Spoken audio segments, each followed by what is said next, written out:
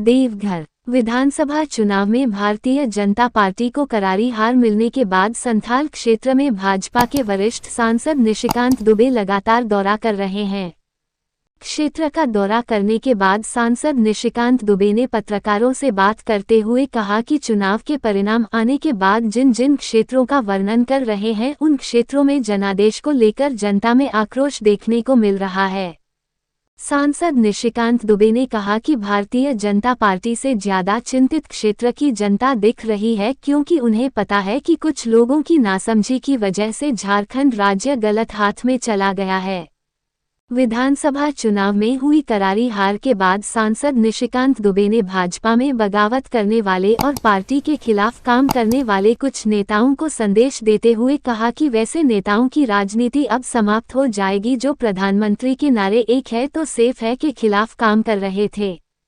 उन्होंने कहा कि हार जीत चुनाव में होती रहती है, लेकिन विकास का काम भारतीय जनता पार्टी के नेता करते रहते हैं।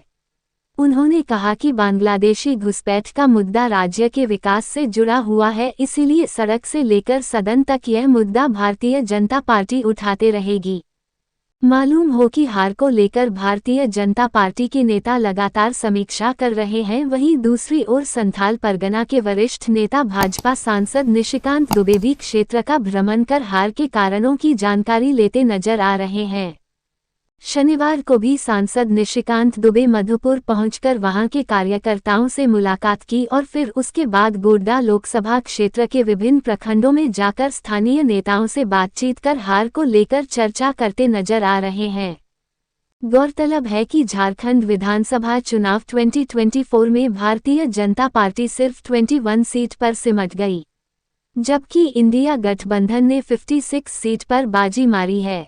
ऐसे में भारतीय जनता पार्टी के नेता लगातार अपनी हार को लेकर समीक्षा कर रहे हैं और अपने कार्यकर्ताओं के साथ मिलकर पार्टी को फिर से मजबूत करने में जुटे हुए हैं। घटना दुर्घटना जहां भी हुई है, मतलब रिजल्ट आने के बाद उन सारी जगहों पे आप विजिट करने वाले हैं, तो विजिट करने के बाद क्या कुछ देखा सर आपने? मैंने ये देखा कि हमसे ज़्यादा आगे जनता है। जनता उद्वेलित है। जनता इस रिजल्ट को पचा नहीं पा रही है और जिन लोगों ने प्रधानमंत्री के नारे के खिलाफ काम किया है, एक है तो सेफ है, इस नारे के खिलाफ काम किया है, उनके लिए राजनीति मुश्किल होगी। वो भविष्य में अब कोई राजनीति नहीं कर पाएंगे, ऐसा नहीं मानता। ऑलरेडी 3 रेलवे स्टेशन है, जसीडीह, देवघर और बैद्यनाथ धाम। बैद्यनाथ धाम रेलवे स्टेशन के लिए, क्योंकि वहीं से वंदे भारत को परमानेंट चालू होना है, तो 17 करोड़ रुपया रेलवे ने सैंक्शन किया है, जिसका काम की स्टार्ट हो गया। Deoghar station, Baidyanath Dham railway station. तो बैद्यनाथ धाम रेलवे स्टेशन 17 करोड़ रुपया हुआ है, और जो उसका रेलवे क्रॉसिंग है वो परमानेंट बंद हो रहा है, क्योंकि उस प्लेटफॉर्म को हम लोग बढ़ा रहे हैं और उसके लिए अंडरपास वो किसी भी दिन चालू हो जाएगा। उसका काम ऑलरेडी पहले से चल रहा है। इसके अलावा चौथा स्टेशन, जहां मैं कह रहा था कि देवघर को चौथा स्टेशन मिला है महेशमारा के तौर पर, और महेशमारा जो रेलवे ओवरब्रिज है उसके नीचे महेशमारा में रेलवे स्टेशन बनेगा।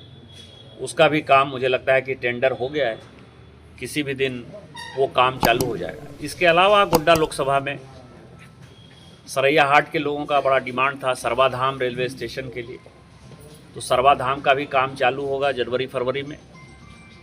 उसके बाद दुमका सेक्शन में हसडिया के पास एक बढ़ैत जगह है, वहाँ के भी लोगों का एक बड़ा डिमांड वर्षों से था, तो उसका भी काम चालू हो गया। ये सब टेंडर हो गए हैं, इसीलिए मैं बता रहा हूँ। फिर उसी तरह से पोड़ैया हाट से जब आप गोड्डा की तरफ जाएंगे तो भटौंडा जो है वो एक जगह है, वो वहाँ वर्षों से वो काम था, तो उसका भी टेंडर हो गया है। ये 4 जो है नए रेलवे हॉल्ट हमारे लोकसभा में अभी होना है। 2 और भी होगा, एक सूर्याडीह गोड्डा में है और एक सलैया जो बरसों से डिमांड है डांडे के पास, ये 2 रेलवे हॉल्ट और भी बनेंगे, तो टोटल मुझे लगता है कि 7 रेलवे हॉल्ट नए भारत सरकार ने सैंक्शन किए। इसके अलावा जसीडीह रेलवे स्टेशन का डीपीआर लगभग फाइनल स्टेज पर है। हम हाई कोर्ट में हैं, हाई कोर्ट से जजमेंट की प्रतीक्षा कर रहे हैं, क्योंकि 1 एकड़ का दाम जो है झारखंड सरकार 57 करोड़ रुपया हमसे मांग रही है। जसीडीह रेलवे स्टेशन में सेकेंड एंट्री खुलनी है और स्टेशन रीडेवलपमेंट का काम होना है, तो कोर्ट का फैसला यदि आ जाएगा तो तकरीबन 600 करोड़ से जसीडीह स्टेशन के रीडेवलपमेंट का काम चालू करेंगे। ये नए साल की जो है ये सारी खुशखबरी गोड्डा लोकसभा के लिए है, और मैंने इसलिए बातें कही।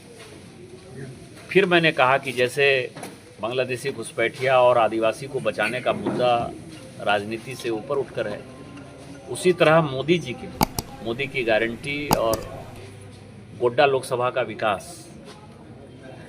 या इसका डेवलपमेंट, इसका जीत हार से कोई लेना देना नहीं।